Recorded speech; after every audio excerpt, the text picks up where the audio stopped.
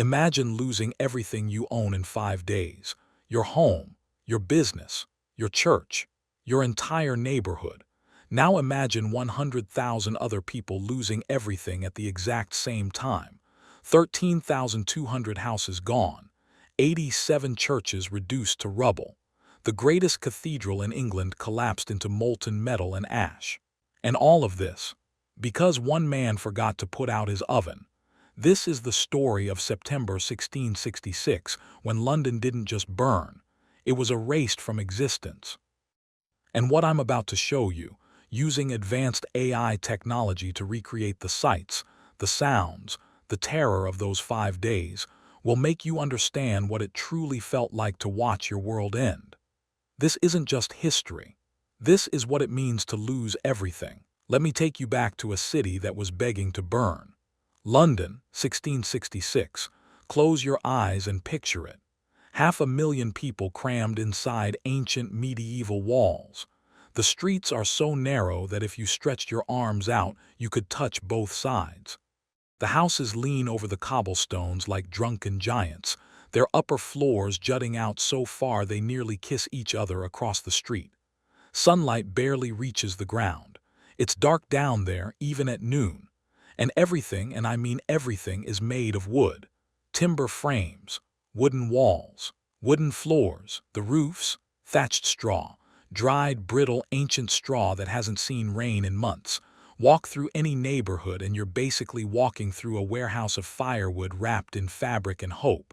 The people living here aren't stupid. They know the risk. London has burned before. Small fires, manageable fires, but fires nonetheless. City officials have been screaming for years about building regulations, about using stone, about widening the streets. But stone costs money. Space costs money. And in 1666, London is broke and broken. Because just 1 year ago, the plague came. The Great Plague of 1665. 1 in 4 Londoners dead. 100,000 corpses. Red crosses painted on doors marking houses of death. The stench of mass graves. The sound of carts rolling through streets at night, drivers calling out, "Bring out your dead." The city is still traumatized, still grieving. Families are still trying to piece their lives back together, trying to rebuild businesses, trying to pretend the nightmare is over. Nobody wants to think about the next disaster. Nobody's worried about fire codes when they're still burying their children from the plague. And then summer arrives.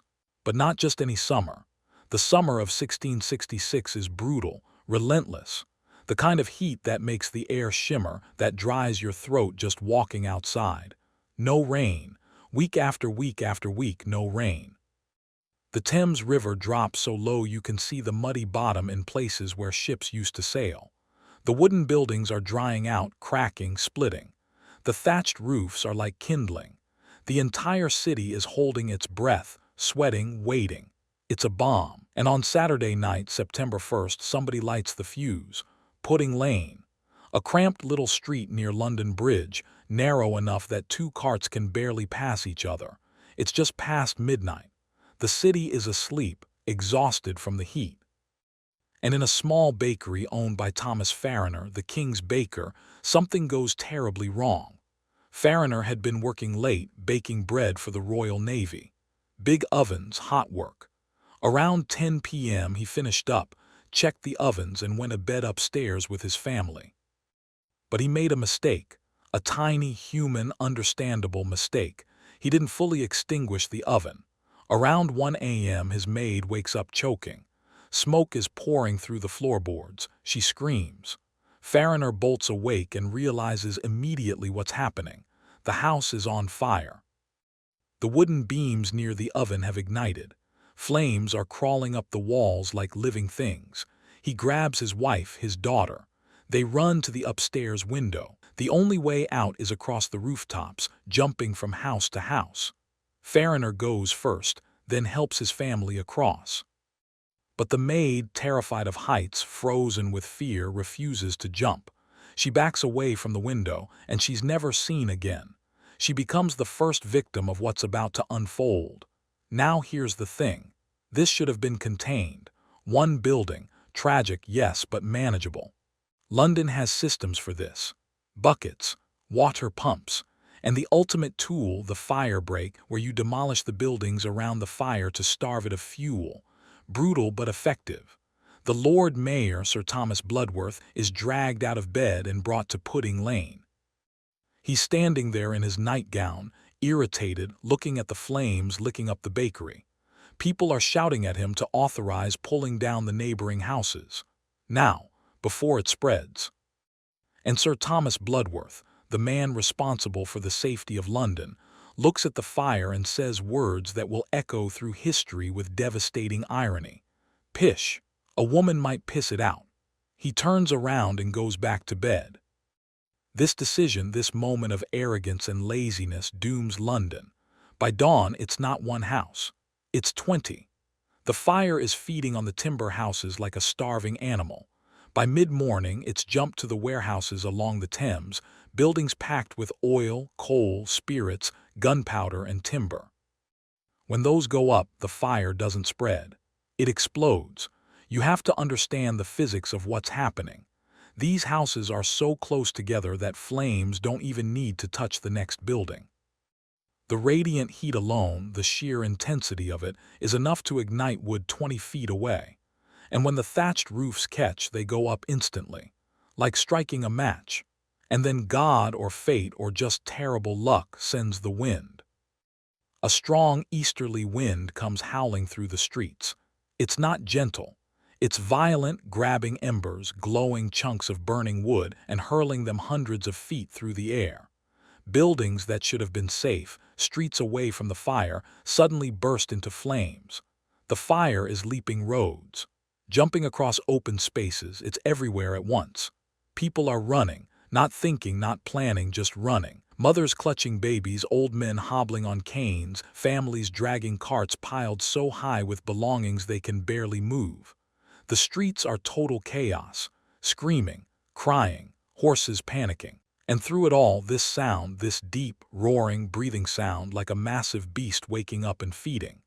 Samuel Pepys, a naval administrator and diarist, is watching this unfold from across the river. He's a careful man, a detail-oriented man, and what he sees terrifies him. He writes in his diary that people are staying in their houses until the very last second, until the flames are literally touching the walls because they can't accept it's real. And when they finally run, they have nowhere to go. The Thames is choked with boats. People are throwing their possessions into the river, furniture, books, barrels of wine, thinking they'll come back for them later. Boats are capsizing from overloading. People are drowning. The smoke is so thick you can't see the opposite shore. Pepys does something smart. He goes straight to Whitehall, to King Charles II himself, and says, "Your Majesty, the city is dying.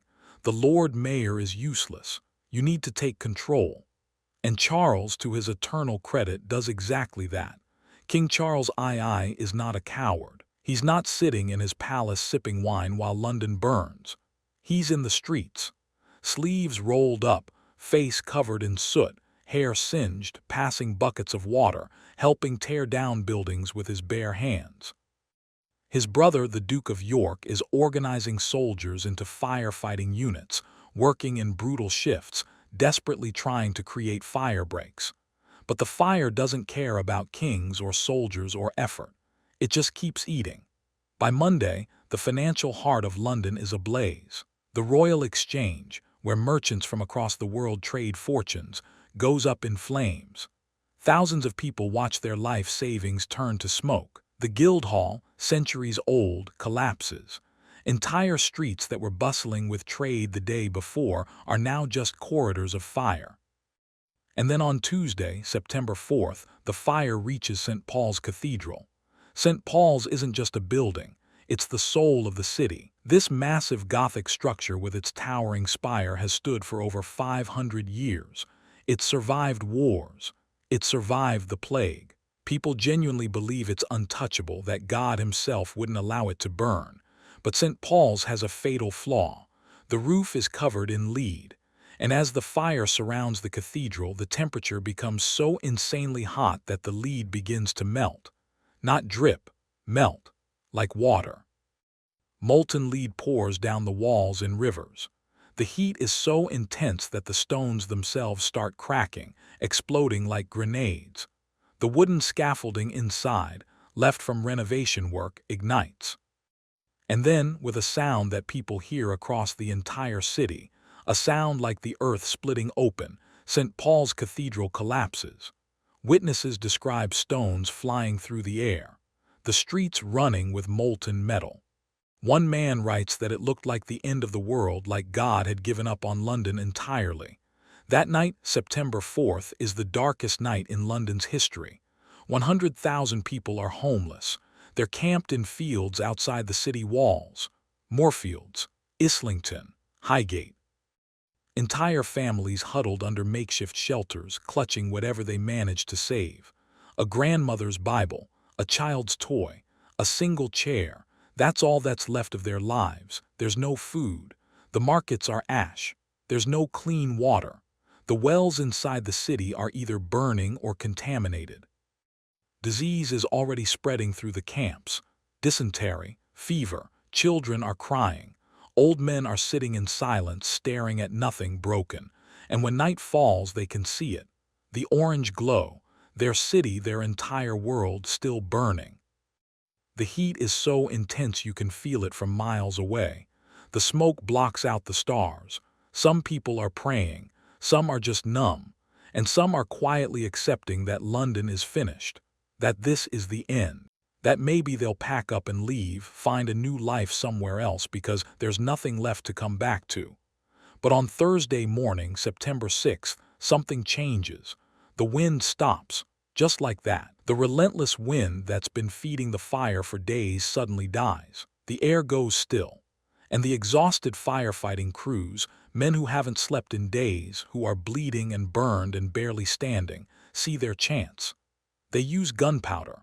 They blow up entire rows of houses near the Tower of London, creating a massive firebreak that the flames can't cross. Slowly, agonizingly, the fire begins to retreat. It's running out of fuel. It's losing. By Thursday evening, 5 days after it started, the Great Fire of London is out. 13,200 houses destroyed. 87 churches gone. St. Paul's Cathedral in ruins. The medieval heart of London, centuries of history, erased in less than a week. And yet somehow the official death toll is only 6 people. 6. Now that number is almost certainly a lie. The poor weren't counted. Bodies burned beyond recognition weren't recorded. But compared to what could have happened, compared to 100,000 people trapped in a burning city, it's miraculous. Why? Because people ran. They didn't try to be heroes. They grabbed their families and fled, and that saved them. The man who stands in the smoking ruins of London is Christopher Wren, a young architect with wild ideas. King Charles II hands him a nearly impossible task: rebuild London. Not the same, better. Wren draws up plans for wide boulevards, stone buildings, proper sewage systems, regulations that will prevent this from ever happening again. And from the ashes of the old St. Paul's, he designs a new one. The one that still stands today with its iconic dome, its towering presence. A phoenix in stone. But it's not just buildings that change. The fire transforms everything. Insurance is invented because of this disaster. Urban planning becomes a science. The concept that a city should learn from catastrophe, should evolve, takes root. The London that rises from the ashes is not medieval anymore. It's modern. Here's what haunts me about this story. The Great Fire of London started because one man forgot to put out an oven, and it consumed the city because one official was too arrogant to take it seriously. One mistake, one dismissive comment, and 100,000 people lost everything. But here's the flip side. Those same 100,000 people facing total annihilation survived. They ran when they needed to run. They fought when they could fight. And when the flames finally died, they came back. They rebuilt. They created something better. The Great Fire of London teaches us that disaster doesn't announce itself. It doesn't ask permission.